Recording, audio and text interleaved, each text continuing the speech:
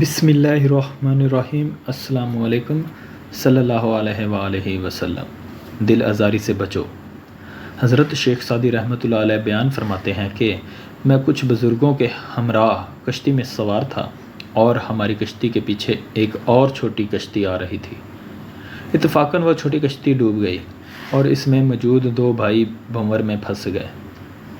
ہماری کشتی میں موجود ایک بزرگ نے ملا سے کہا کہ تم ان دونوں کو زندہ نکال لاؤ تو تمہیں ہر ایک کے بدلے 50 دینار دوں گا۔ ملا نے دریا میں چھلانگ لگائی اور بھائی کو زندہ بچا لیا جبکہ دوسرا مر گیا۔ میں نے ملا سے کہا کہ یہ زندہ اس لیے بچ گیا کہ اس کی زندگی ابھی باقی تھی جبکہ دوسرے کا وقت پورا ہو چکا تھا، اس لیے تو اسے بچا نہ سکا۔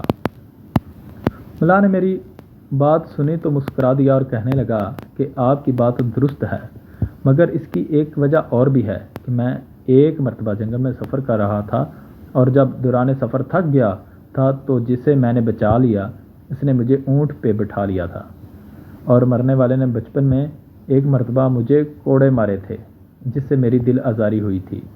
حضرت شیخ سعدی رحمۃ اللہ علیہ فرماتے ہیں کہ میں نے ملا کی بات سنی تو کہا کہ اللہ عز و جل کا فرمان حق ہے کہ جس نے نیک اعمال کیے وہ اس کے نفع کے لیے ہیں، اور اگر کسی نے برے اعمال کیے ان کا وبال اس پر ہے۔